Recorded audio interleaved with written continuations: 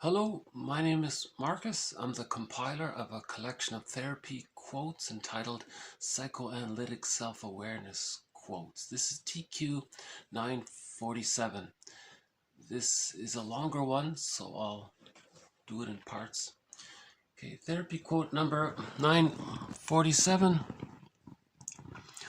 Ordinary misses are signaled by the baby. Okay, so what they mean is ordinary misses. So the baby has a need and the mother missed it.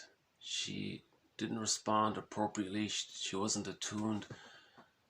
Okay, so when she's saying misses, she's talking about the mother missed the signal from the baby that the baby had a need and he was distressed about it. Right? Okay, so ordinary misses are signaled by the baby and quickly corrected by good enough or attuned parents. Okay, so it's corrected. If the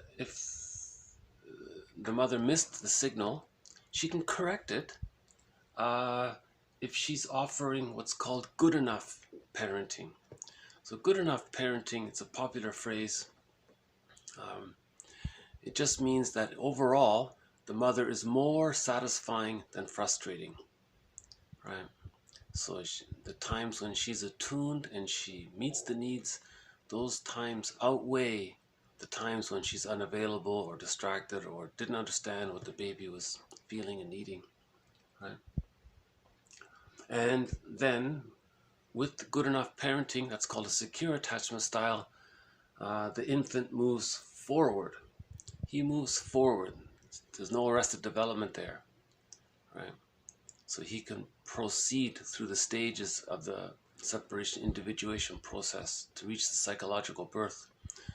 So biological birth is visible, we see it, but the psychological birth takes place a little bit later on, and it goes through, one model of it is that it goes through 4 subphases.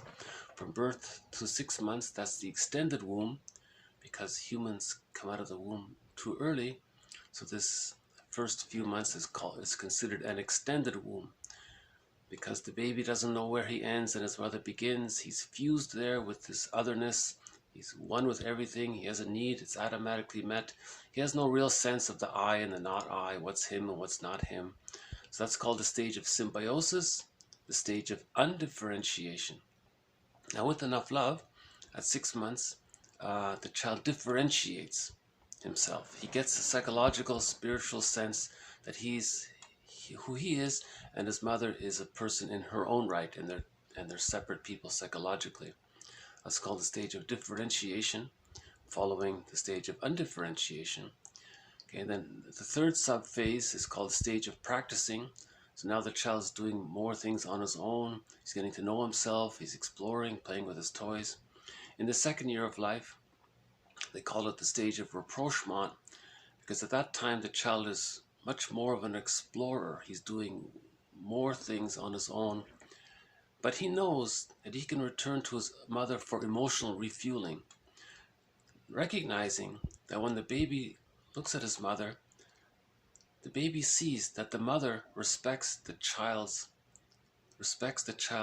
as a person in his or her own right. The child sees that the mother's not objectifying the child or needing things from the child. So the child sees that the mother supports and is okay with the idea that he's going to become an autonomous person, psychologically speaking. So with enough love and support, by the age of 3, all of these memories condense. They become part of a psychic structure called the holding interject, or the internalized good object. Some people call it, this means that the child has ontological security, a sense of self. Okay. And that means much more of the child's life force is cathected or invested in the self-representation. Right? He doesn't need to constantly please his mother or do what his mother wants, because he received unconditional love. He didn't need to win mother's love. He had a right to receive mother's love, and he got it. So that's part of him, is part of his memory structure, becomes part of his psychic structure. And that allows the child's life force to attach to the self-representation. And when that happens, it gets to the point where the child now knows himself, meaning that he has access to the real self. Now, the real self is a part of the person with various capacities, as described previously. And when that happens, Mahler says we can say that that's the psychological birth, which takes place roughly at around the age of 3. Right? So he moves forward. If the mother's good enough, meaning there's a secure attachment style, meaning that the satisfying experiences outweigh the frustrating experiences, that's good enough. The mother doesn't have to be perfect. The child can handle the ambivalence that the mother is mostly satisfying but sometimes frustrating. The child feels some ambivalence. The child gets that the mother is one person who's loving and sometimes frustrating. He's okay with that. That's reality. And then that allows him enough safety and security to differentiate out of the symbiotic fusion with the mother at the age of 6 months. And then by the age of 3, he achieves a psychological birth. So he moves forward from birth to 3 and achieves a psychological birth with a good enough mothering or attuned mothering. That includes maternal reverie. When the baby's thinking and feeling something, the mother is considering, what is the baby feeling and needing? And the mother is attuned, and the baby sees that the mother is offering her reverie, her thoughts, right, in a loving way. And what can facilitate the mother being attuned to the baby's needs, or knowing what the baby's needs are, and having that instinct, that maternalness, motherliness to meet the baby's needs, is that when the baby is born, if everything's okay, in one motion, in one calm motion, in a warm room, maybe with candles, the baby is handed to the mother directly, right? Because at that moment, at birth, apparently the mother produces lots of hormones to facilitate the bonding with the baby. Okay, so with the hormones, the baby and the mother bond, and the baby still thinks he's in the womb. That's supposed to be the case, because after birth, it's an extended womb. Humans come out too early, so we want to offer this extended womb. We don't want there to be interruption or trauma at birth. So if everything goes okay, the baby's handed in one motion to the mother. Apparently the cord is long enough, so it stays. The placenta is a part of the child. The cord and the placenta are from the child. They're part of his support system. They were his support system, right? So the placenta can stay. Apparently it comes out on its own a few hours later, or maybe a day later. That's okay. Whenever it does come out, it can be put in a bowl, and the bowl can sit on the bed beside the mother. So the child still has his cord and the placenta. He's bonding to the mother at the same time. Okay, and then the cord and the placenta apparently fall off on their own accord maybe 2 days later or something like that. It's called the lotus birth, natural birth, the lotus birth. One movie features this. So that means the child is allowed to move forward. He's not traumatized at birth and stuck there or something like that. You know, and using psychological defense mechanisms of splitting and denial and disassociation, he can continue his development. So, and someone said that book said as well that when the baby is handed to the mother in one motion, and they bond right away, that helps the mother herself to identify her own maternal instincts. It helps her to be able to read the baby's signals. Someone called it entrainment. They're in sync, right? That author said, Kendall is it? So he said that the book is 1977, called Mother-Infant Bonding. He said that if the baby is removed when the baby's born and he's put away and weighed and put in another room or something, and if that takes place for even more than 1 minute, he says, when the baby's returned, the mother might bodily, emotionally, psychologically reject the baby, he said. That can happen, he said. So to avoid the risk of that, or the possibility of that, he was saying in the book that when the mother produced all of these hormones, she's bonding to the baby. Now the baby's not there. She's depressed. Now she's deactivating. She no longer wants to attach because now she's mourning the loss of the baby. When the baby's removed, she's mourning the loss. Now the baby's returned. She's already in the process of deactivating her attachment needs to the baby. She's mourning. So while she's in pain, crying, mourning emotionally, and the baby's delivered to her, the timing is off. She rejects the baby. No, the mother doesn't want the baby. That's what he said. Very interesting, right? That's why the baby's born. If everything's okay, just hand the baby to the mother right away. Let them bond. Let the mother hold the baby in her arms. The baby's going to be breastfeeding right away, probably. And the warmest room. It's not too bright, not too noisy, no shocks in the environment, and so on. Right. So the baby's moving forward. And so let's assume that the bonding takes place. It's a secure bond. The mother's never perfect. She just needs to be good enough, meaning that she's attuned more times than she's misattuned. Right? Now, if there are misses, okay, so again, ordinary misses are signaled by the baby and quickly corrected by good enough or attuned parents, and the baby moves forward. Such signals, so what are these signals? Such signals as the baby's disquieted facial expressions or bodily tensions, squirmings, and archings are the initial signals. Okay. Now, after that, these are quickly followed by the baby's cry if intervention isn't forthcoming. Okay. After that, continued distress, however, will progress to screaming. Okay. And then after that, and with that, increases in the infant's heart rate, blood pressure, and respiratory rate. Okay. These all build to a hypermetabolic cascade in the infant's brain, causing surges in levels of major stress hormones and elevating the brain's levels of adrenaline, noradrenaline, and dopamine. Okay, this leads, okay, then he goes on here. So what he's saying is, if the mother's misattuned, there's a miss there. First, the baby's you can see the mother will see that the baby has a painful expression on their face, a disquieted facial expression, or the body's tensing up, or the baby's squirming around, moving around. He's visibly uncomfortable. So the baby's arcing, even, he said. So those are the initial signals. So the mother would really, she should be able to read that. I mean, honestly, that's pretty clear and vivid.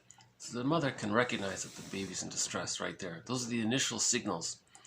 But that's okay. If the mother responds, that's okay. If the mother has the idea that either she didn't want the baby, or she's going to use the baby or punish the baby, or do to the baby what the mother experienced herself, or if something's going on like that, if there's what's called the Jocasta style of mothering, where the mother thinks that that when she was a baby, she didn't get her needs met. Now she wants to communicate to her baby that when she was a baby herself, her needs didn't get met. So she's going to do to her child what was done to her, to communicate to her baby or to the mother in her mind that she didn't get her needs met. So that's a trauma for the baby right there. Or the Jocasta mother thinks, well, now this baby is going to meet my needs, because the mother's thinking that her mother didn't meet her needs, so she's going to manipulate the baby to meet her needs, to respond to her, to be attentive to her. So the mother's going to use her power and brainwash the baby to accommodate her. A horrible thing. Someone called it menticide, soul murder, and other phrases for that. So ideally, the baby's distressed. He shows it in his face, his body. He's moving around. Those are the initial signals. The next phase, the baby starts to cry. If the mother still doesn't doesn't care. That's an awful thought. Some mothers say, oh, let the baby cry to sleep. Well, that's very sad to hear that. And then finally the baby's screaming. So he's terrified. This baby's terrified if he's screaming like that. He's really okay. This leads now the so this quote comes from the psychophysiology. So the psychophysiology is not a thread in this series, but I thought I would include at least one quote from the field of psychophysiology. I don't know much about it. That's the main reason. If I do learn more about it, I'll include more quotes on the physiological aspects of developmental trauma. But this author writes fairly clearly. She writes with her students in mind, so she's writing very clearly. A few authors do that. A few authors are trying to present psychophysiology in layman's terms. You know, Cozzolino does that. I think Jeremy Holmes does it a little bit. His latest book is called "The Brain Has a Mind of Its Own." See, so this series is talking about the psyche, the unconscious, the endopsychic structure, the architecture of the subconscious, object relations theory, and all that. So that's the mind there, the psyche. And there's another, the physiological side of it is that the brain has a mind of its own. So we live in two worlds, right? We live in other words, we live in two worlds is a different concept. So the psychophysiology relates to the physiological aspects, the body, in terms of the body-mind link. The physiological aspects is the body side of the body-mind link. So this is a little bit about the body side. Okay, so now the baby's screaming. He's now, according to this, all of the stress hormones, adrenaline, is developing in the child. Okay, okay, go on. Okay, when this happens, such hypermetabolic states in the developing brain are in essence toxic to the body and temporarily interrupt the laying down of DNA-driven neural tracts, particularly in the infant's right or relational brain. Okay, that right there sounds like an insecure attachment style. The bonding didn't take place. A secure bond didn't take place. The baby isn't able, what he means by that, I think, is the baby isn't able to offer a secure attachment style. A secure attachment style means the baby feels that he is respected as a person in his own right. Right? The baby doesn't feel that. It's interrupted, right? So something in the right brain, the relational brain, the laying down of the neural tracts that's innate for to happen is blocked, right? Okay, misses that are too intense. Now if this continues, okay, if misses that are too intense, too chronic, okay, misses that are too prolonged and are allowed to continue unintervened upon for too long a time, move to another level in the infant. Okay. The fail-safe defense for infant distress is the phenomenon of dissociation. You know, I teared up when I read this part, when I first read this, because the baby can't fight or flight if he's under so much stress. The baby can't leave the mother. He can't run away. He can't find someone else to find love. The baby can't shield himself from the mother's impingement, her neglect, her whatever the mother's doing that's going against the child's needs. He can't protect himself from his mother. He can't run away from the mother. He has to escape, but there's no escape. Now his body's under great distress. Finally, the very last desperate stage is dissociation. The child escapes in his mind, in flight. Right? That's the dissociation response to trauma. That's like the final option, right? The fail-safe defense for the infant for infant distress is the phenomena of dissociation. So by the way, early in this series, there were a number of quotes from Philip Bromberg. Philip Bromberg wrote 3 books on dissociation, and we included a number of quotes that describe this.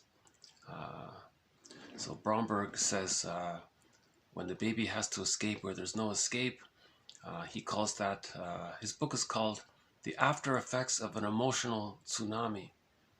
The book is called The Shadow of the Tsunami. He means the after effects of an emotional tsunami. He calls trauma an emotional tsunami. It's too much for the baby, can't handle it, so he flights in mind. And in that book, he included a couple of dozen phrases to describe that. So may I refer you to one of the earlier videos that talks about this. A very good book, by the way. Shadow of the Tsunami by Philip Bromberg. Okay, next one.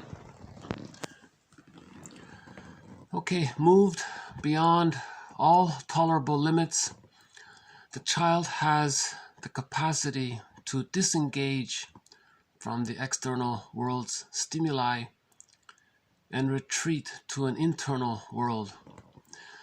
This reaction involves numbing, avoidance, and lack of reaction.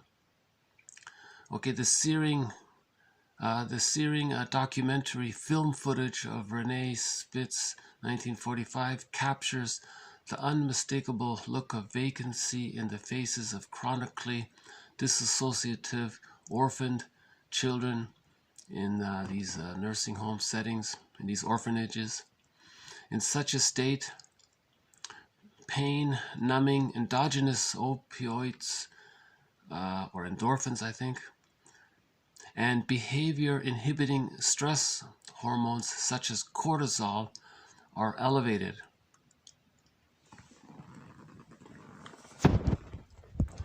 That's a video I couldn't watch to the end. There's a video about these orphanages, and someone put a video camera in front of a baby who was born, put in this crib, and then just neglected.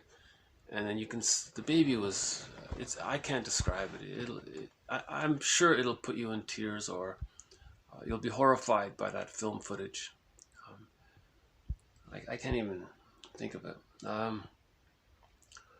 So the baby is disassociated, and at the same time he's stressed. So while his mind is in flight, he's numb, he's not aware of his external environment. His physiology is experiencing all of these stressful, there's not a lot of brain chemistry is going. So I don't know much about it, so I'll just leave it at that. But I was confused when she said here, behavior inhibiting stress hormones such as cortisol. Now I thought, why is that behavior inhibiting? I thought usually if a person's stressed, they're going to be manic, they want to do something. Now the baby can't be manic. He can't run and do something. He can't leave and escape, be an escapist, or, he can't be a workaholic. He can't be manic. But the body is set up to be manic, but the baby can't be manic. So that's what I think he means. Okay. So I looked it up, and someone said, inhibited children behave as they do because they have a lower threshold in the amygdala for the activation of stress-sensitive physiological systems in response to new or strange events. Behaviorally inhibited children are thus described as more stress-reactive. Okay, another way of saying it, at least in children, behavioral inhibition, okay, has been consistently related to high baseline cortisol levels. In other words, the brain sends the baby so much stress hormones, and then the baby disassociates. He doesn't want to behave. He doesn't want to act. He's so stressed, he wants to act, but he can't. He disassociates. So there's two things happening. The mind is in flight, but the body can't be in flight, or the body can't protect himself. I think that's what they were saying. And then if this isn't resolved by the age of 3, this person can be a very withdrawn person. That can lead to the schizoid pattern, one of the schizoid patterns. Okay, related to this, blood, okay, at the same time, blood pressure decreases, as does heart rate, despite the still circulating adrenaline. See, there's the mismatch there, right? In biological and evolutionary terms, this is the same process that allows an opossum to play dead or a mammal to retreat from overwhelming situations, to heal wounds and fill depleted resources. Okay, I think what they're saying is, there's a book called something about the tiger. What's it called again? Something with the tiger. A guy named Peter Levine wrote a book. On the front cover of the book, there's a picture of a tiger. Waking the Tiger, is it? Is that the one? He makes a point, if I remember correctly, he makes a point that in the natural world, when an animal is stressed, he can just shake it off, and he's completely fine. The animals aren't, you don't see PTSD, you don't really see much PTSD in the animal kingdom. Right? So the possum there, if he's overwhelmed, he'll play dead. When he's safe, he shakes it off, and he's okay again. And I think there's a video of a zebra shaking it off, right? But humans are more complicated. We think too much, so we can't shake it off. We remember this, so we don't want to shake it off, he says.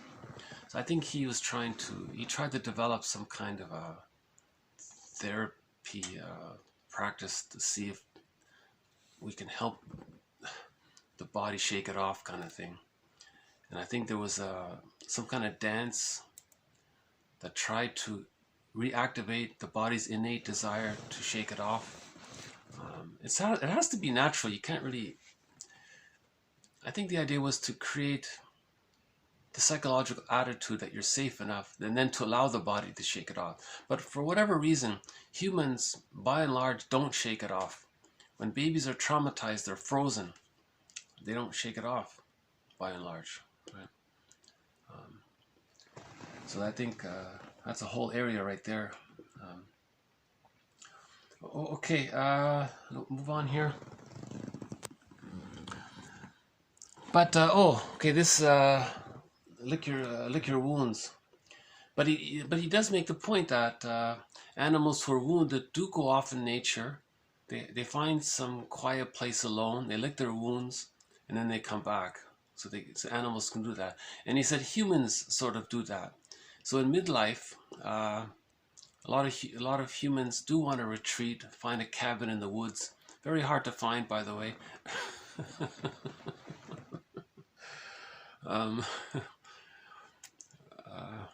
You know, and then to lick their wounds, so to speak, and then they can recover that way. But the midlife audit is sort of an attempt to do that. Right?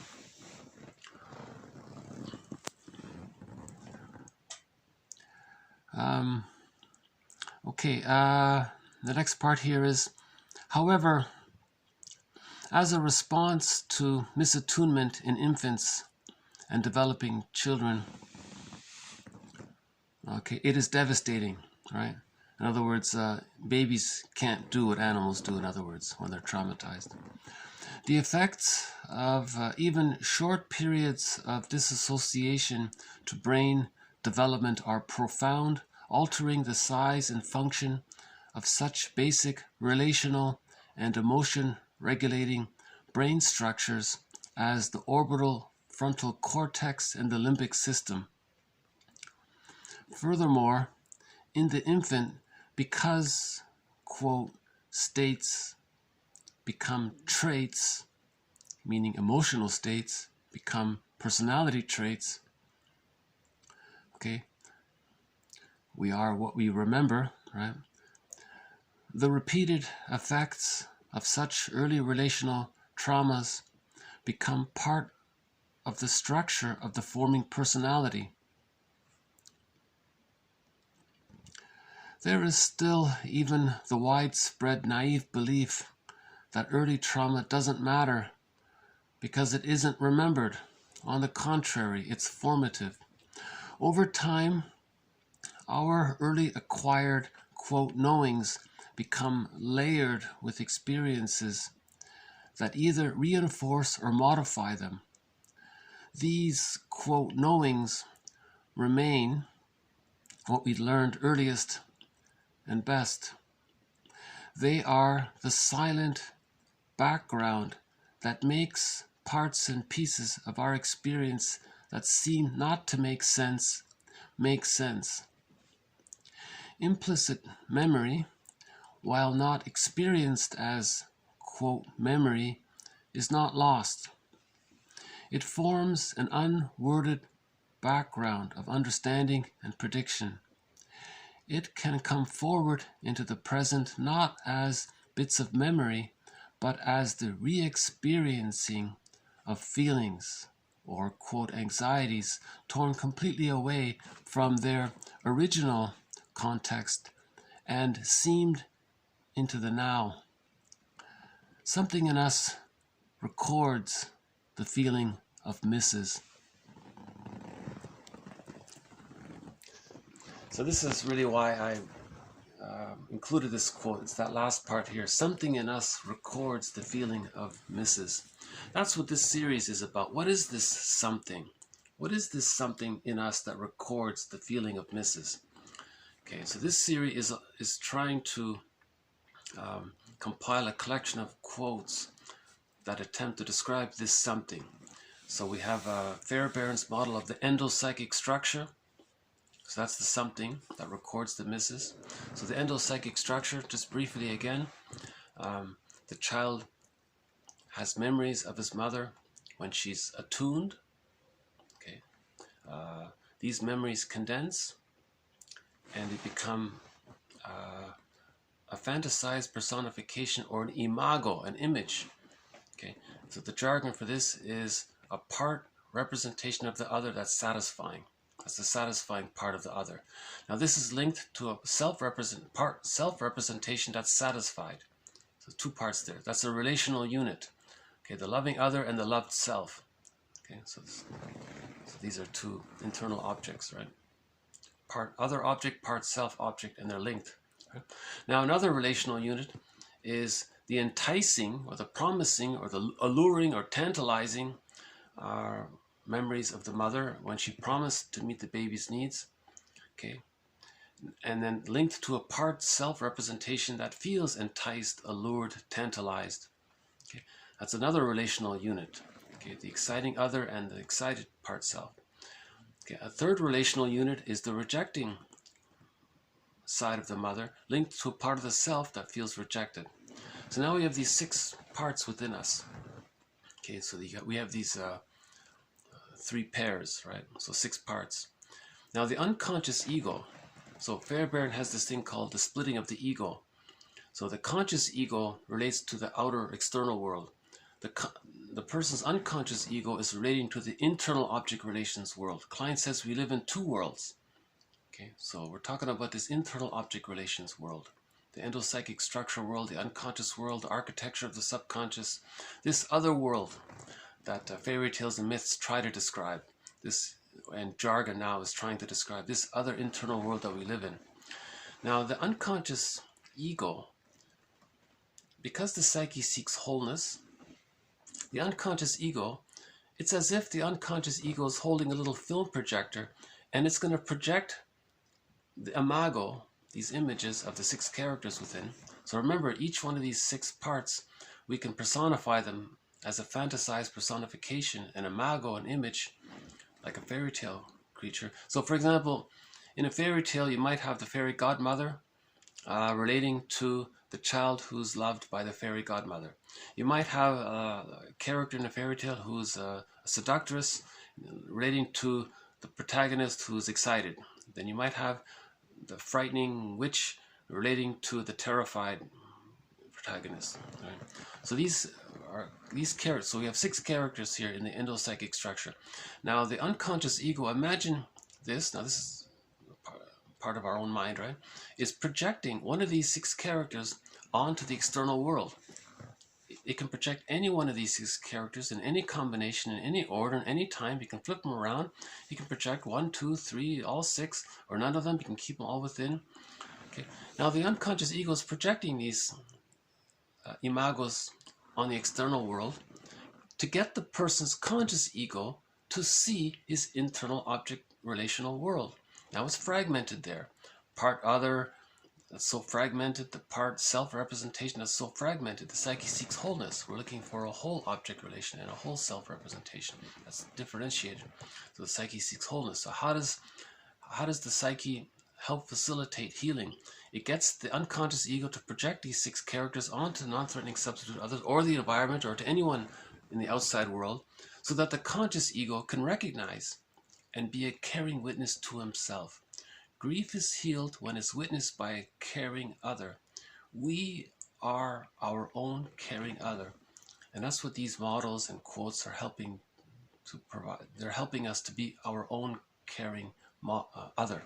Right? So I'd like to think that this series is about helping anyone to help that person. Or let's speak for myself. So these quotes are an attempt for me to be a caring other to myself, because I want to know my internal object relations world. Right? I want to understand how I'm feeling. I want to know what I'm thinking unconsciously. I want to be a witness to my own caring other. So all of these models and quotes are sort of in that area. Right? That's the psyche seeks wholeness. But we have to be conscious of what we're doing. We have to be conscious of what the unconscious ego is trying to communicate to our conscious ego, right? Okay, so something in us records the feeling of misses. So remember, if there are too many misattunements by the mother, that creates this fragmented world inside.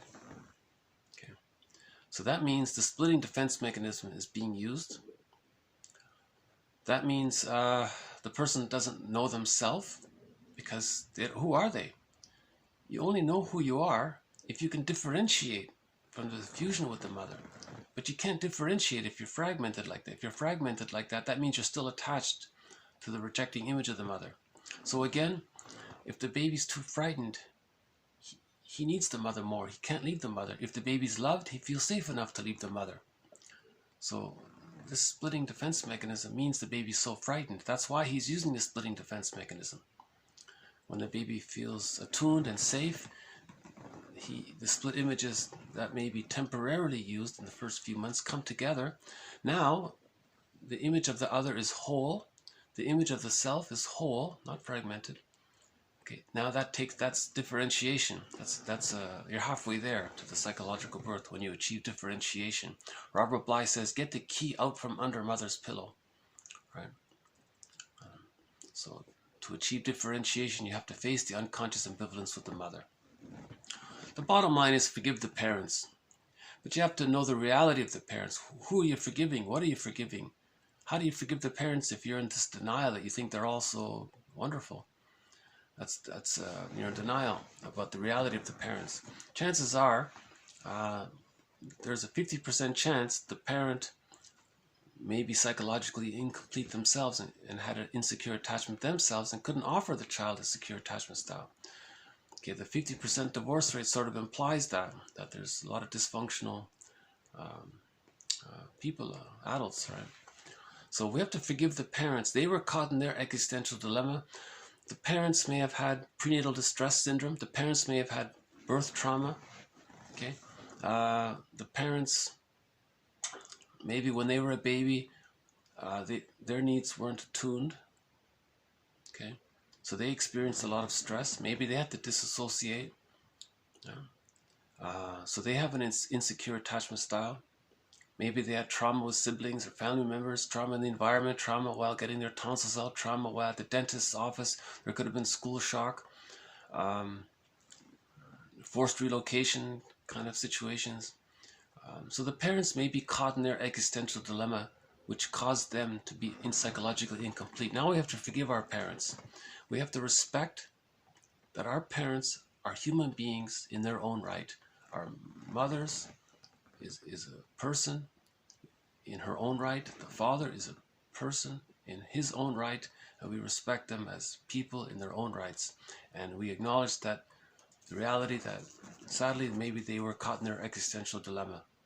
Okay, so that leads to understanding ourselves, because we were in relationship with our parents and we psychologically responded, and now we're looking at how did we psychologically respond to growing up with psychologically incomplete parents. So that's the moral revolution, to heal ourselves. Man's main task is to heal ourselves if we need to, right? So that's one model. Bergler has another model. Overly simplified, Bergler's model is the baby has a need to be attuned. The mother misses it. Okay, that's step 2. So step 1, the baby has a need for love. The mother's unavailable, so it's missed. Step 2, the baby wants to protest. He can't protest. Okay, that's step 3. Okay, maybe he disassociates. Okay, finally he feels defeated somehow. He has that feeling over here described in this quote somewhere. Inhibited somehow, emotionally inhibited. So maybe the child is emotionally detached or something like that. Now as an adult, so the superego records these 4 steps. Now as an adult, the person wants to activate their real self. The superego says no. The memory of the past says no. Now the person's older, now they have motor skills, now they want to master the trauma. Now they want to flight or protect themselves. But the superego says, who are you protesting against? That was decades ago. Who are you protesting against?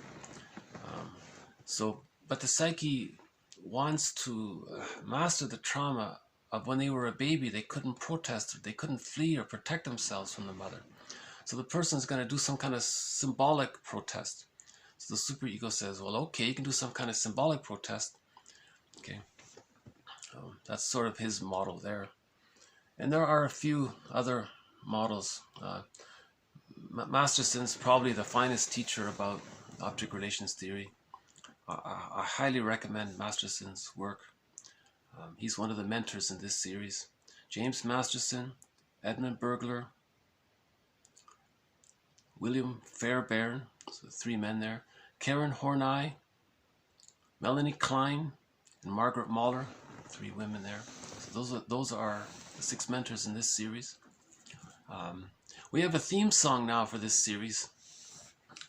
So the theme song for this series is the German rendition, the German sung in German, Katja Epstein's rendition of Windmills of the Mind.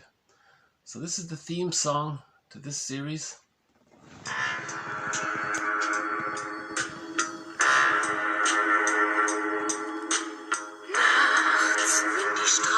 Plötzlich still sind, wenn die Stadt auf einmal schweigt, wenn aus steinernen Kaminen stumm der Mond zum Himmel steigt, wenn es hier in meinem Zimmer leer und einsam wird mich, suche ich in den dunklen Schatten die Erinnerung an dich, und ich fühle, wie ein Augenblick zur Ewigkeit gerinnt, wenn das Spinnrad meiner Träume längst zerrissene Fäden spinnt und sich leis zu drehen beginnt, wie sich Mühlen drehen im Wind.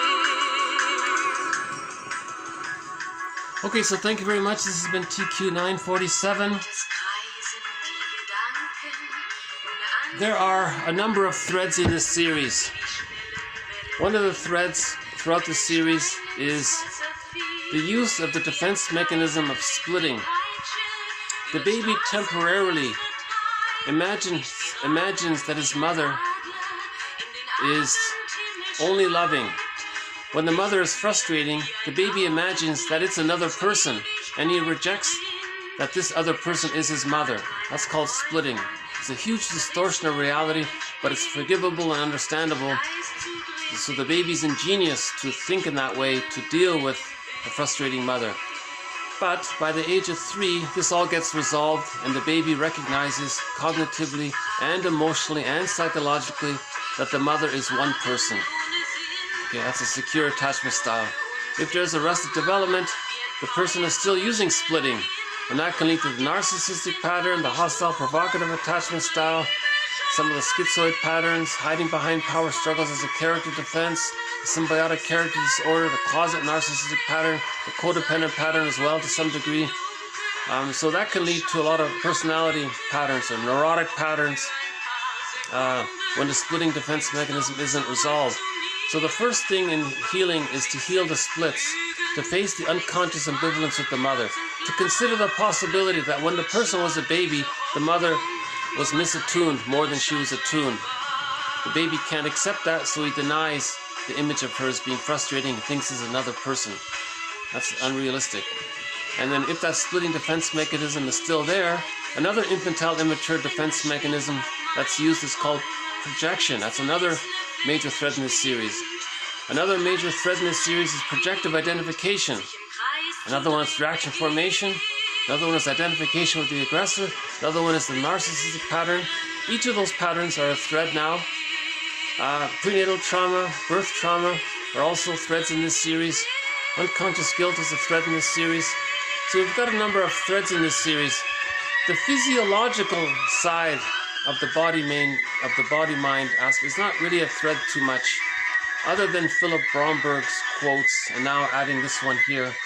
That's simply because I'm not a professional in this area. I'm not well versed in this area.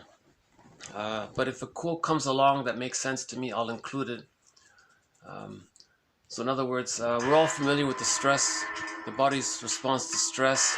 First, the baby wants to flee the situation, but the baby can't because he needs the mother. The next option is the baby wants to shield himself from the mother's impingements or demands or expectations. The baby can't. How does the baby escape or protect himself if he can't escape? There's disassociation. But that means the body now, the brain is now altered with all this brain chemistry going on. So there's a mismatch between what's going on in the brain. It's as if the brain has a mind of its own, Jeremy Holmes says, and then the psychological response to trauma. So it's like we have two minds, so to speak. The mind from the brain's physiological point of view and the mind from the psychological point of view of memories and how memories are stored and how images are stored, called primary process thinking in relation to our attachment needs. Life force is object seeking. The baby wants to bond. So that's more about the psychological world of child development, psychological development. Because we want to reach the psychological birth, so that's the psychological element, right? Versus just the brain side of it, the physiological side of it. So they interrelate there.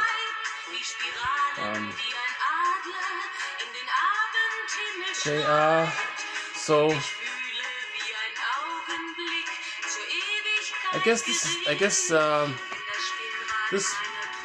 this quote comes from a book by Terry Quatman.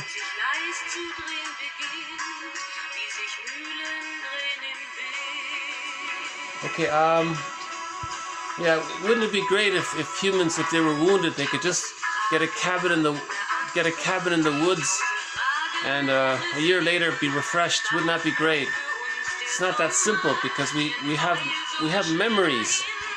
So if we want to heal while being in the cabin in the woods, it would help, of course, but he has to understand, be a caring witness to himself.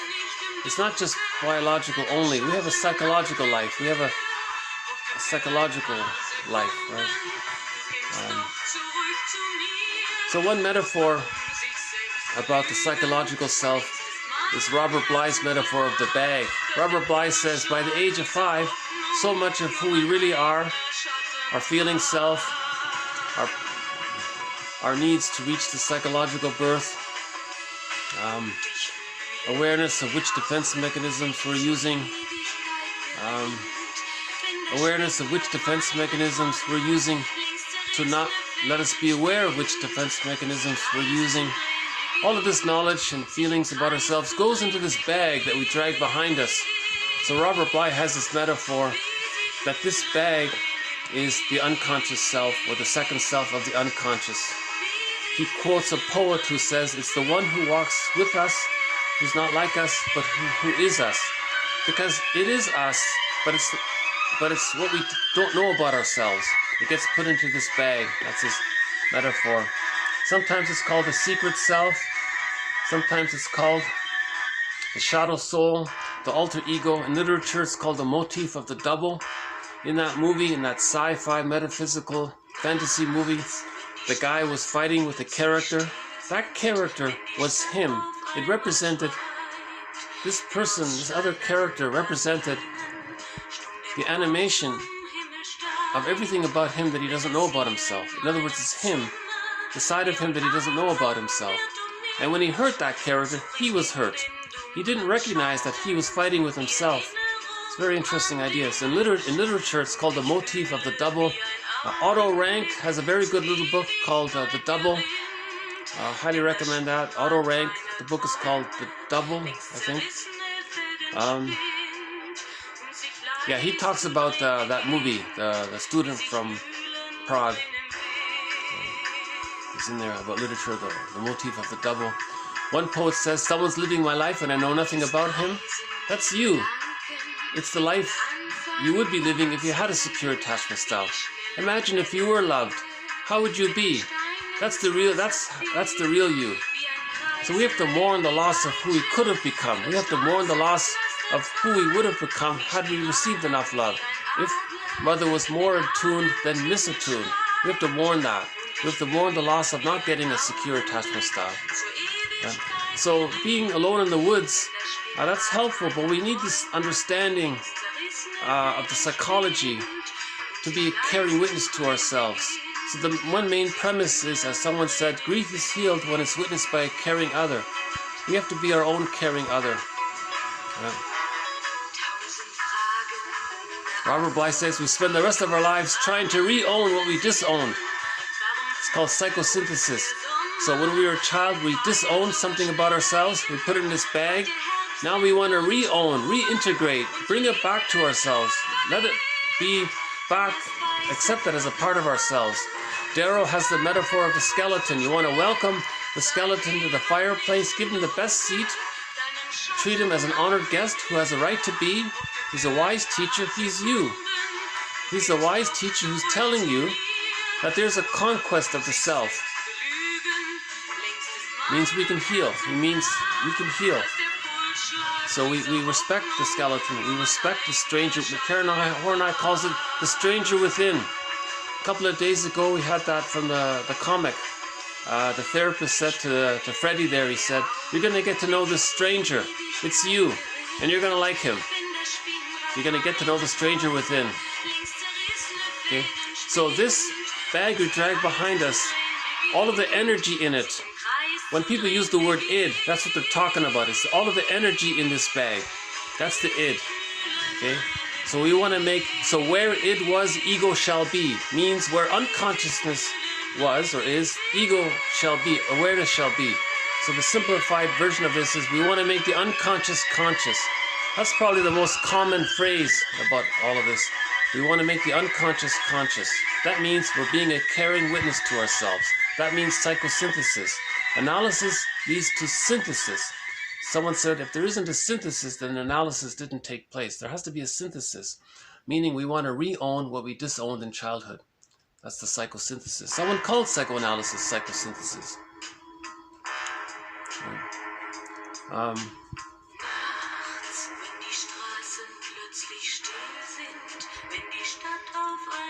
If that splitting defense mechanism is still being used, it explains a lot of dysfunctional behavior in the outer world. Prejudice comes from the splitting defense mechanism. If a person has an image of the mother as being frustrating and they deny it, it's too painful to face, the psyche is going to project that image onto a non-threatening substitute other, and then the person is going to say that this non-threatening substitute other is some kind of frightening thing. right? A frightening person or a frightening company, institution, place, or whatever. They're going to project the image of the frightening fairy tale creature onto anything, you know. And the person is doing that. By doing that, they're trying to temporarily not feel the psychic pain of still using the splitting defense mechanism. If too much of the person's life force is connected to the rejecting image of the mother, that's psychologically draining. It's tiring. It's exhausting. Yesterday's video talked a little bit about this, right? In TQ 946 talked about this, how it's draining. So the idea is to decathect from the rejecting image of the frustrating mother. Robert Bly says, get the key out from under mother's pillow. But to do this, we have to admit that there's unconscious ambivalence with the mother. We can't stop praising the mother. I like this. So I think ideally on Mother's Day, that's the day when mothers come clean and write letters to their adult children about what happened at birth during the first 3 years. The mothers can help in the healing process if she comes clean and tells about what happened during the first 3 years. Fathers too. So Father's Day and Mother's Day, that's the day when fathers and mothers take responsibility and write letters to their adult children about the truth of what happened. The truth will upset us free. How do we forgive our parents if we don't even know what happened? It's easier to forgive them if they're going to confess and if they're going to share, and right? So healing is, we have to forgive our parents. So how do we forgive our parents? We need our parents' help. We have to go to our parents. Parents, I want to forgive you. Help me to forgive you. Tell me what happened. Then I can forgive you. But you got to tell me. A lot of parents won't do it. So Robert Bly says you got to be a little more insistent. You got to demand it. Look, parents, you hurt me. I want to know what happened. Come clean. Well, on Mother's Day and Father's Day, that's the day when mothers and fathers write letters to their adult children explaining what happened. We got to stop this worship of our mothers and fathers on Mother's and Father's Day. If we want to celebrate our parents, we can do that. We can do that on their birthdays. We already have a day to show our appreciation and gratitude for the loving side of our parents. We already have that day. We need a day where parents write letters to their adult children, explaining what happened to help the children heal. Parents are there to meet the needs of the child, not the other way around. Worshipping our parents on Mother's Day and Father's Day, it's sort of the other way around. It's sort of like it's the other way around, right? You know, one footnote to this is, let's say parents on Mother's Day and Father's Day, they write letters to their adult children explaining what truly happened. That can help the child to forgive the parents. So we can say that on Mother's Day and Father's Day, that's the day when adult children forgive their parents. Okay? So Mother's Day and Father's Day, that's the day, ultimately, where adult children forgive their parents. Not worship them and preserve this secondary delusion that they're all so wonderful and nothing bad happened to them when they were a child. That's the splitting defense. If the splitting defense is being used, that means prejudice is still being used in the world, right? So to heal this issue of prejudice, we have to forgive our parents. That's why I'm saying on Mother's Day, to help with the forgiveness process, parents write letters to their adult children asking. They don't have to ask for forgiveness, or they can if they want. They have to just explain what happened. Then the adult children can forgive their parents, because the adult children want to heal. Someone said, forgiving our parents and the willingness to be healed and happy are the same thing. It's simultaneous. Another author said, reparation of the other leads to reparation of the self. It's the same thing, right? So we want to heal the internal object relations. We want to get to the point where the split images of the mother, those three images of the mother as being satisfying, tantalizing, and rejecting, we want to bring them together, but the other is a realistic whole person in their three-dimensionality, four-dimensionality, and the self, the part self-representations meld and come together to form a new image of the self, and that leads to a sense of self. We don't have a sense of self if we're so fragmented like that. the part self-representations have to be whole and differentiated from the other. Then we have a sense of self. So this series, much of this series focuses on healing the defense mechanism, splitting, differentiation, going through the psychological growth process, okay, and so on. And, so this quote sort of is the biological precursor to developmental trauma. So this maybe we can say that this quote here, TQ 947, is the biological, physiological precursor that leads to psychological arrested development. So if we want to understand what causes psychological arrested development to take place, I think a quote like this helps in that area. Okay, another windmill of the mind. This series offers 1001 windmills of the mind. Each quote is like a windmill of the mind. The song is called Windmills of the Mind. So thank you very much. More to follow. Bye for now. This has been TQ 947. Bye for now.